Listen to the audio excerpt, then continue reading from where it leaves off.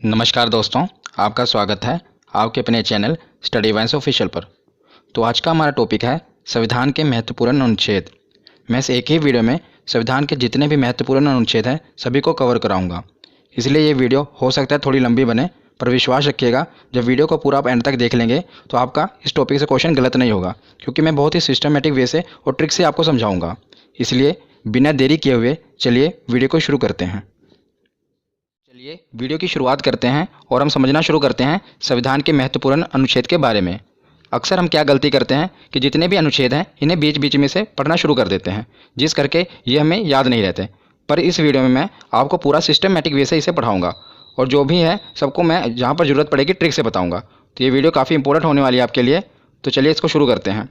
तो सबसे पहले हम जानते हैं कि संविधान में 22 भाग 395 अनुच्छेद और 12 अनुसूचियाँ हैं। ये पहले मैंने आपको बता दिया। इससे पहले मैंने इसकी 2 वीडियो अपलोड कर दी हैं पॉलिटी की। अगर आपने नहीं देखी तो उस वीडियो को भी जरूर देख लेना। तो इसमें कितने भाग हैं? 22 भाग 395 अनुच्छेद और 12 अनुसूचियाँ। हालांकि अब इसके अनुच्छेद बढ़कर 470 हो गए हैं, पर मूल रूप से ये 395 अनुच्छेद ही हैं। कैसे? क्योंकि 395A, 395B, 395C ऐसे करके ये जुड़कर लगभग 470 हो चुके हैं। पर हमें याद रखना है कि ये 22 भाग 395 अनुच्छेद और 12 अनुसूचियाँ ही हैं।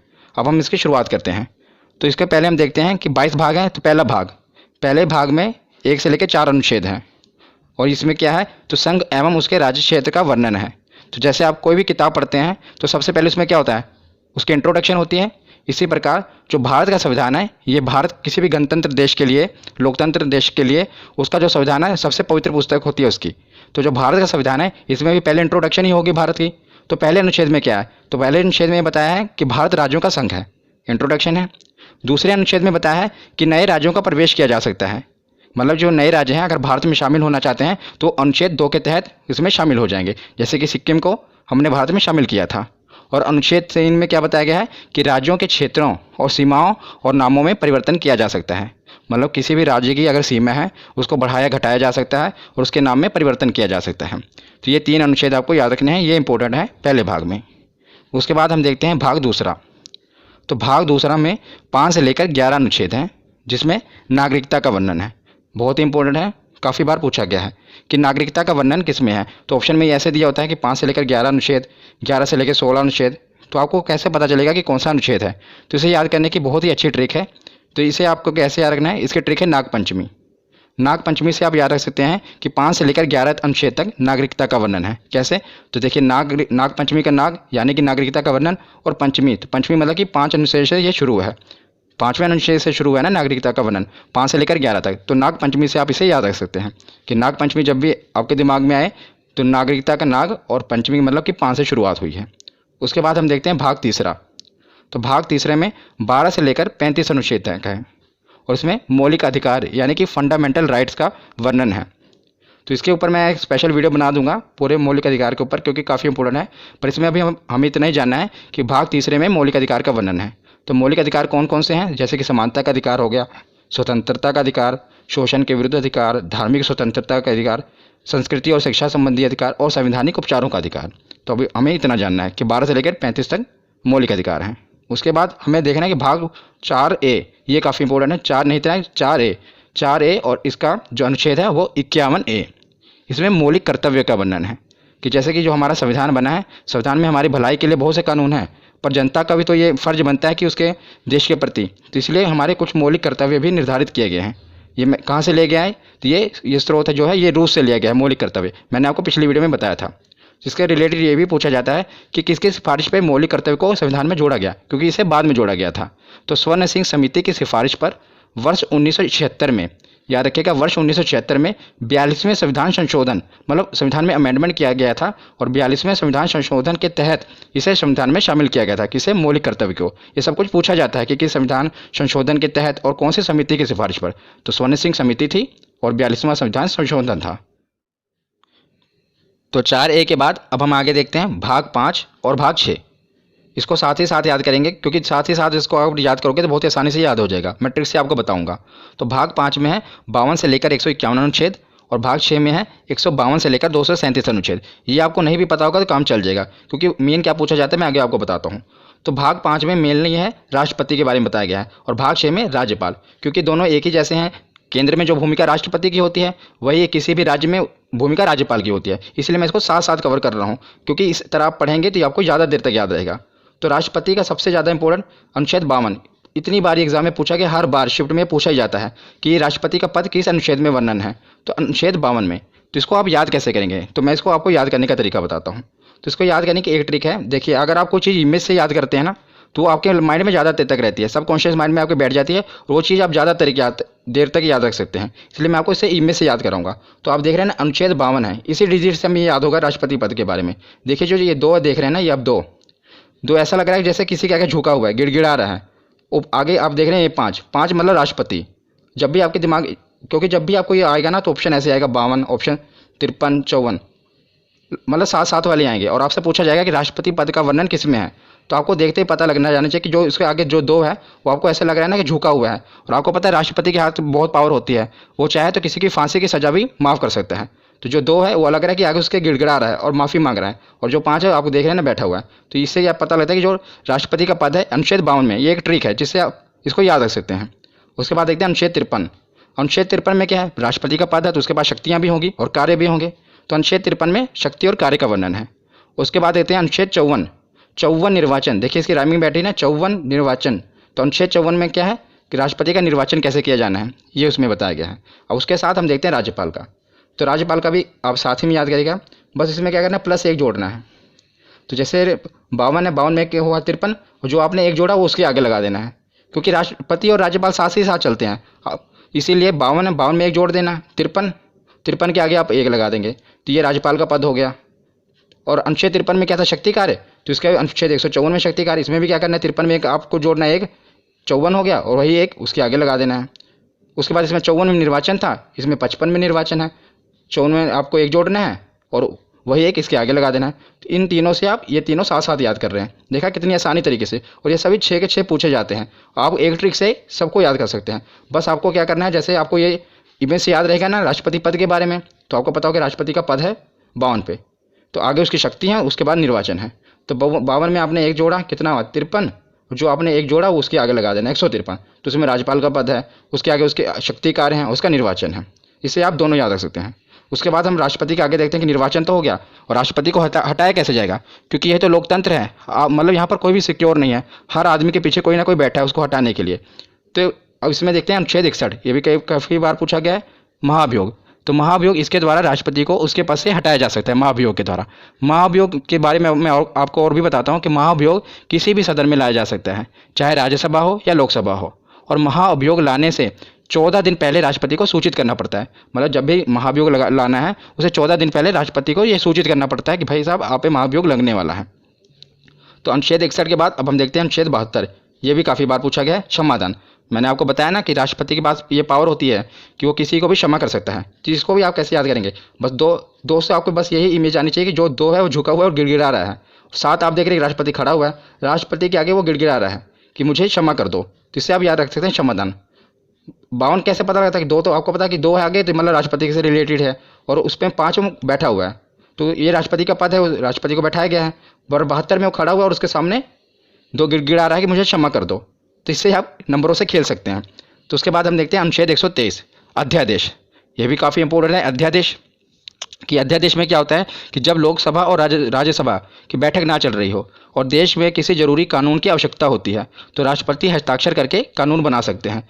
पर मंत्रिमंडल की सिफारिश पर ही वो कानून बना सकते हैं, क्योंकि मतलब मंत्रिमंडल प्रधानमंत्री ही, उनकी सिफारिश पर ही ये कानून बनता है।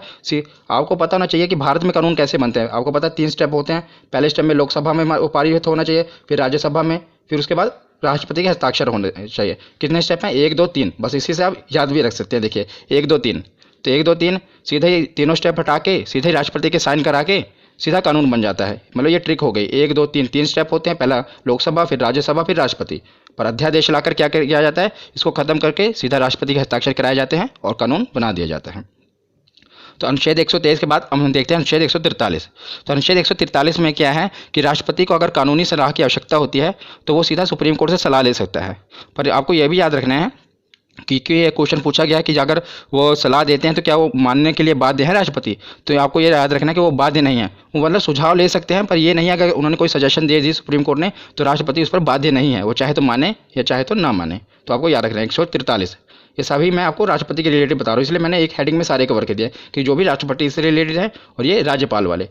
उसके बाद हम देखते हैं उपराष्ट्रपति, राष्ट्रपति, उपराष्ट्रपति। तो उपराष्ट्रपति का वर्णन है अनुच्छेद 63 में। किसमें? अनुच्छेद 63 में। तो उसमें बताया गया है कि एक उपराष्ट्रपति होगा, और अनुच्छेद 64 में क्या बताया गया है कि राज्यसभा के सभापति के रूप में वो कार्य करेगा। तो जो उपराष्ट्रपति होगा, आप देखेंगे जो राज्यसभा का सभापति होता है वह भी उपराष्ट्रपति होता है। और मैं आपको एक इंटरेस्टिंग फैक्ट बताता हूँ कि जो उपराष्ट्रपति होता है उसे अपने पद के लिए कोई तनख्वाह नहीं मिलती, मतलब उसे कोई सैलरी नहीं मिलती, पर जो राज्यसभा में वो सभापति के रूप में कार्य करता है उसके लिए उनको वेतन मिलता है। तो जो उपराष्ट्रपति को अपने पद के लिए वेतन नहीं मिलता, जैसे राष्ट्रपति को वेतन मिलता है उनके पद के लिए, राज्यपाल को मिलता है, पर उपराष्ट्रपति को उनको पद के लिए वेतन नहीं मिलता, बल्कि जो वो राज्यसभा में सभापति के रूप में होते हैं उसके कार्य के लिए उनको वेतन मिलता है। ये आपको याद रखना है। तो हमने राज्यपाल देख लिए, राष्ट्रपति देख लिए, अब हम देखेंगे प्रधानमंत्री और मुख्यमंत्री। ये साथ साथ हम कवर कर रहे हैं। यही होता है कि सिस्टमेटिक वे से पढ़ना, जिससे आप अनुच्छेदों को काफ़ी ज़्यादा देर तक याद रख सकते हैं। तो हम देखते हैं प्रधानमंत्री। तो सबसे पहले हम देखते हैं अनुच्छेद 74, 75, 76, ये तीनों प्रधानमंत्री से रिलेटेड हैं।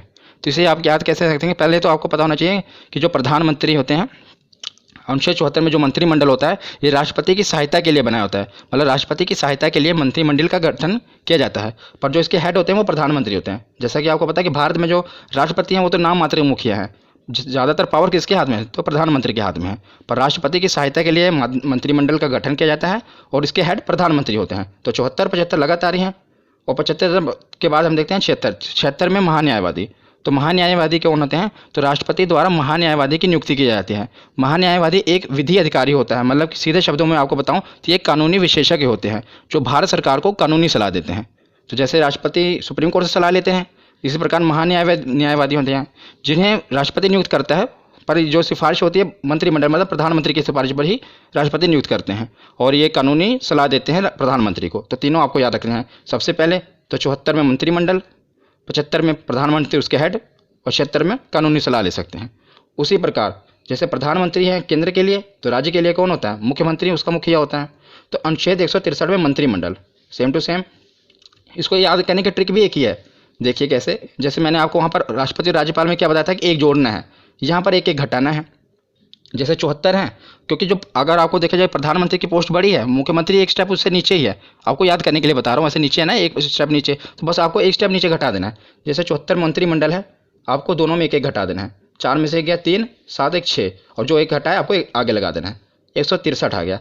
ऐसे आगे 75 में भी करना है तो 164 आ जाएगा, 76 में भी करोगे तो 165। मतलब इन तीनों से आप इन तीनों को याद कर सकते हैं। जैसे राष्ट्रपति के राज्यपाल याद कर लिया, प्रधानमंत्री का याद किया तो मुख्यमंत्री का याद कर लिया। तो तीनों साथ साथ ही हैं। मंत्रिमंडल इसमें 74 में है, अनुच्छेद 163 में मंत्रिमंडल है, इसमें 75 में प्रधानमंत्री हैं, तो 164 में मुख्यमंत्री हैं, और 76 में महान्यायवादी हैं, तो 165 में महाधिवक्ता। मुख्यमंत्री के लिए महाधिवक्ता होता है, जो काम मतलब कि महान्यायवादी प्रधानमंत्री के लिए करता है वही काम महाधिवक्ता मुख्यमंत्री के लिए करता है। और जो महाधिवक्ता है इनकी नियुक्ति कौन करेगा? तो जैसे वहाँ पर राष्ट्रपति करते हैं तो यहाँ पर राज्यपाल करेंगे। तो एक ही ट्रिक से आप इन 6 को याद कर सकते हैं। तो प्रधानमंत्री और मुख्यमंत्री तो हमने देख लिए। अब हम आते हैं संसद पर, क्योंकि कानून कहाँ पर बनेंगे? संसद में। तो ये तो आपको याद ही होगा क्योंकि काफ़ी इंपॉर्टेंट है, आपने याद किया ही होगा। संसद का जो वर्णन है अनुच्छेद 79 में है, 79, और उसके बाद 80 और 81 लगातार ही है, राज्यसभा और लोकसभा। तो कई बार क्या होता है हम इनके क्रम में मिस्टेक कर देते हैं, कई बार हम भूल जाते हैं कि 80 में लोकसभा आएगा या राज्यसभा आएगा। तो इसे याद करना बहुत ही सरल है और इसकी ट्रिक भी सरल है। सा से पहले संसद आएगा, रा से राज्यसभा, ला से लोकसभा, सरल। तो आप इसके क्रम को याद रख सकते हैं, पहले संसद आएगा, फिर राज्यसभा आएगा, फिर लोकसभा आएगा। ये तो केंद्र के लिए होगा। उसी प्रकार राज्य में भी है। तो जैसे केंद्र में बोला संसद है, उसी प्रकार राज्य में है विधानमंडल।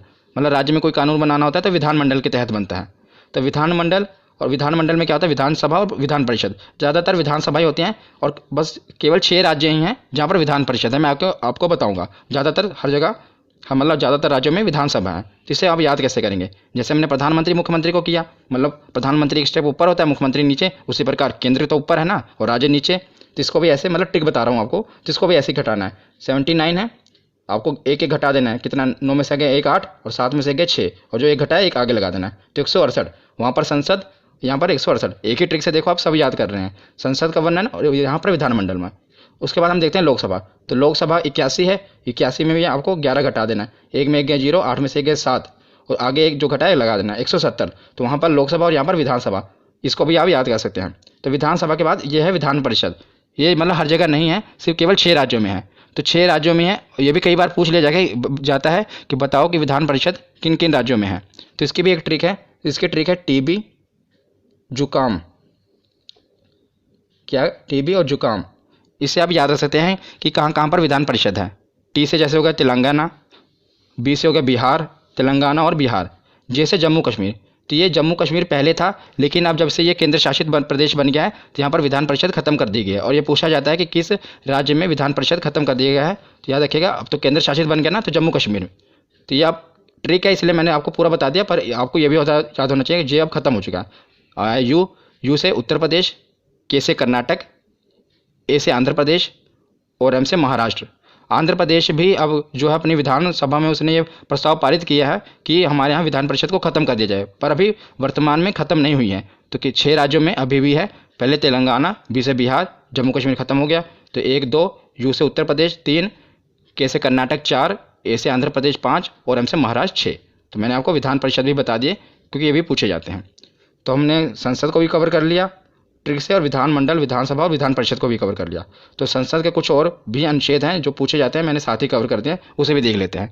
तो हम आते हैं अनुच्छेद 100 पे। कई बार पूछा गया अनुच्छेद 100 में किसका वर्णन है? निर्णायक मत।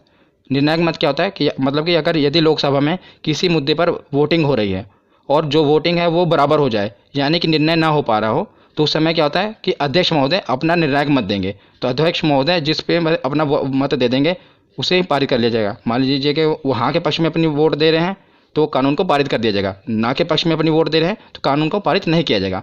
मतलब जबकि इसको याद रखना भी आसान है। देखिए 100 है ना, मतलब जब भी 50-50 बात आ जाए कि ना कानून का निर्णय ना हो पा रहा, 50-50 बात आ जाए, 50-50 होते हैं, तो एक वोट जो वहाँ पर अध्यक्ष महोदय हैं उनका निर्णायक मत माना जाएगा। तो अनुच्छेद 100 में निर्णायक मत का वर्णन है।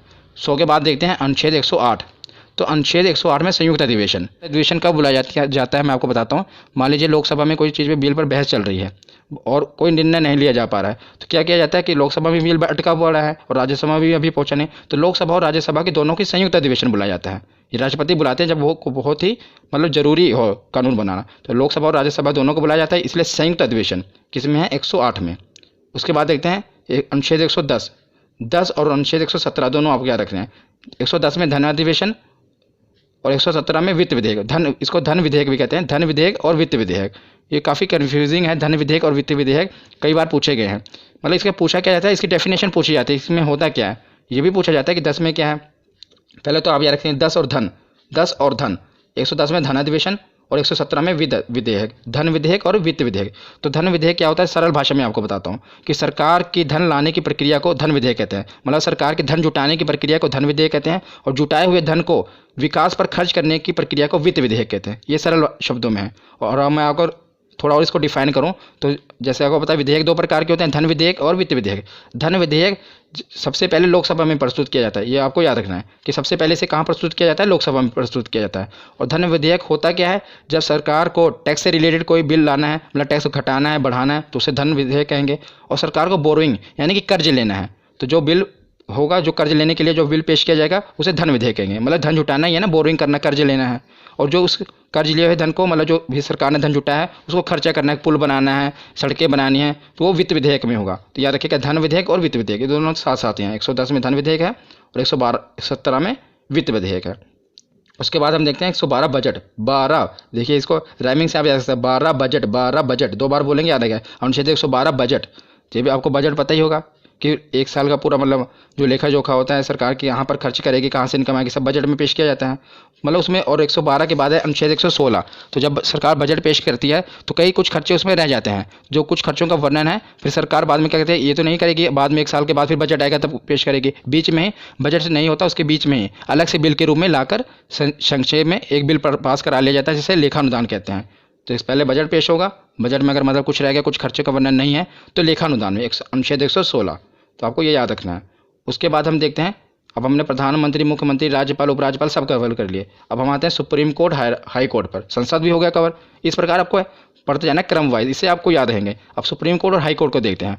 तो 124 में सुप्रीम कोर्ट का गठन होगा और 131 में सुप्रीम कोर्ट के अधिकार हैं।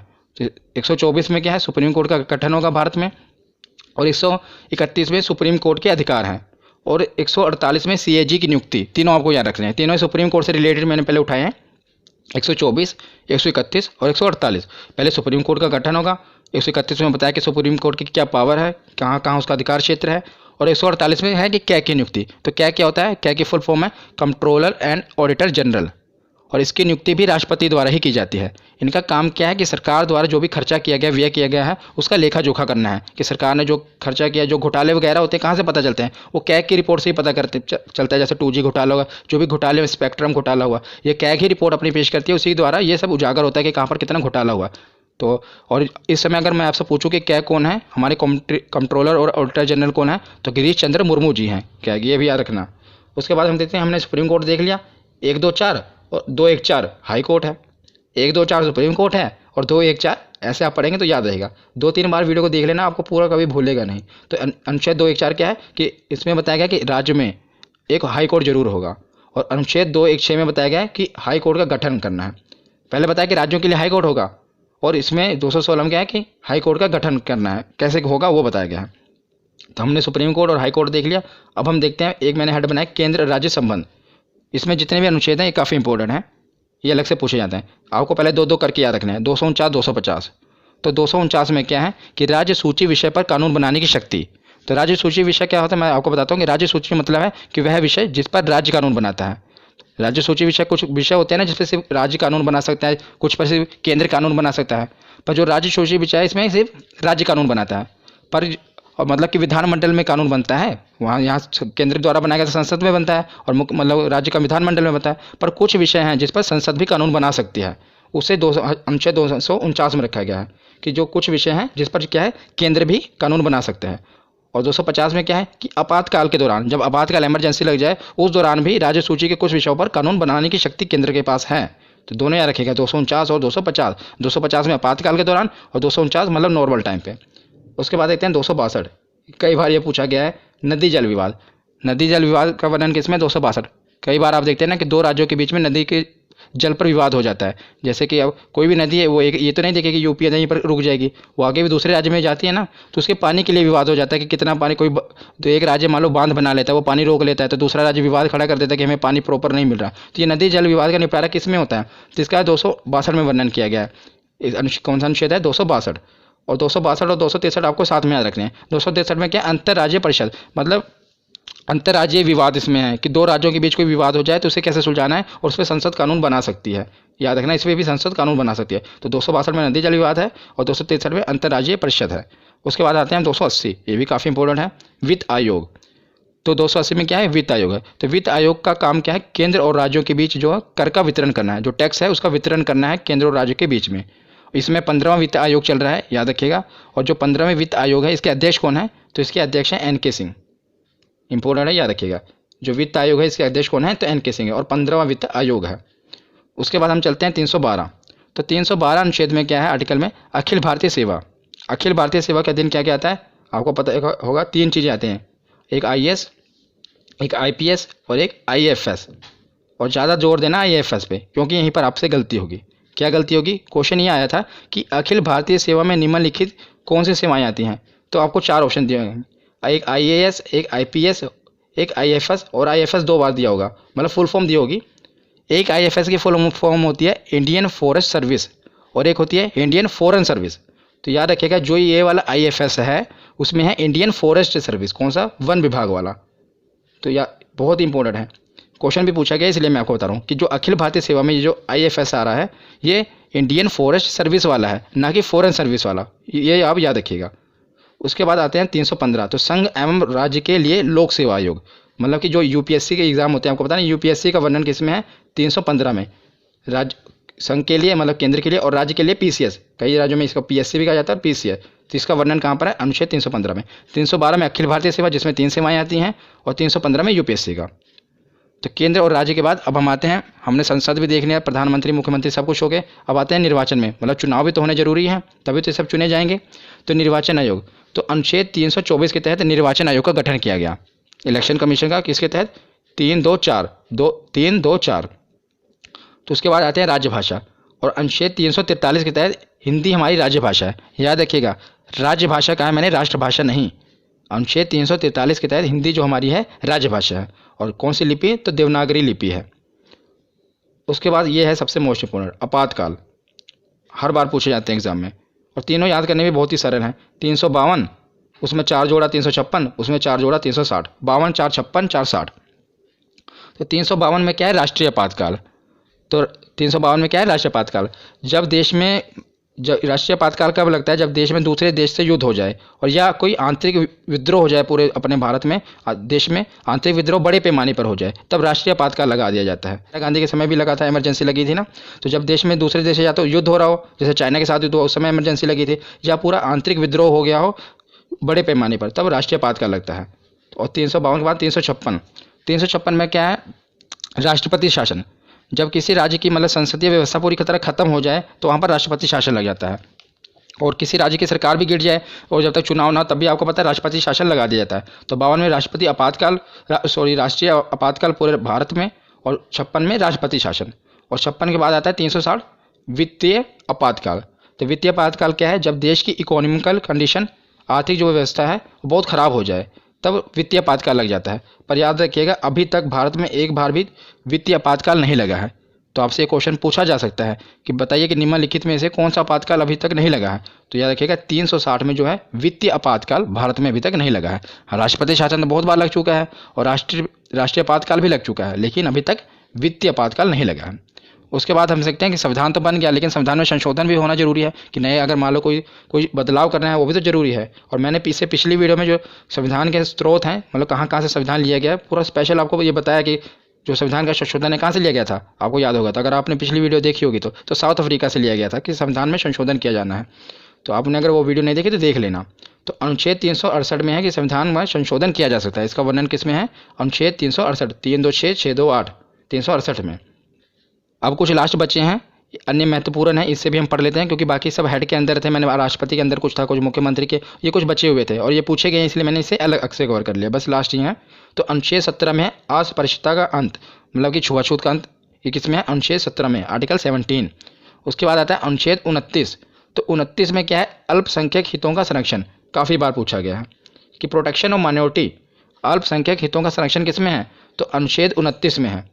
तो इसे आप कैसे याद रख सकते हैं, बस उन्हीं नंबरों से खेलिए। 29 धोगी में तो मैंने आपके दिमाग में फिट कर दी, क्या है कि आदमी गिड़गिड़ा रहा है, झुका हुआ है।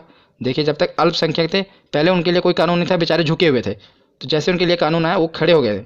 नो क्या बता रहा है आपको कि वो पूरा एकदम सीना तान के खड़ा है, पहले गिड़गिड़ा रहे थे। तो ये इससे मतलब अनुच्छेद जो 29 है अल्पसंख्यक के हितों का संरक्षण करने के लिए है। नंबर से आप खेलिए, इससे आपको याद रहेगा। 29 के बाद देखते हैं अनुच्छेद 40। 40 में क्या है कि पंचायत राज प्रणाली, इसका वर्णन अनुच्छेद 40 में है। अब लास्ट में देखते हैं अनुच्छेद 32, मोस्ट इंपोर्टेंट है। क्यों इंपोर्टेंट है मैं आपको बताता हूँ। अनुच्छेद 32 के पहले ये जान लेते हैं। तो संवैधानिक उपचारों का अधिकार, और इसे heart and soul of Indian constitution भी कहा जाता है। Heart and soul of Indian constitution इसे क्यों कहा जाता है, तो अनुच्छेद 32 में ये कहा गया है, अगर किसी भी आदमी का, चाहे आम आदमी हो, और उसके अगर फंडामेंटल राइट्स यानी कि मौलिक अधिकारों का हनन हो रहा हो, तो सीधा इसके लिए वो केस सुप्रीम कोर्ट में फाइल कर सकता है। तो इसके खिलाफ मतलब केस में कहाँ, डायरेक्ट सुप्रीम कोर्ट में जा सकता है अगर उसके मौलिक अधिकारों का हनन हो रहा हो। इसलिए इसे heart and soul of Indian constitution कहा गया है। किसे, आर्टिकल 32। तो ये वीडियो आज यहीं पर ख़त्म होती है। कैसी लगी आपको ये वीडियो, कमेंट सेक्शन में जरूर बताना। धन्यवाद।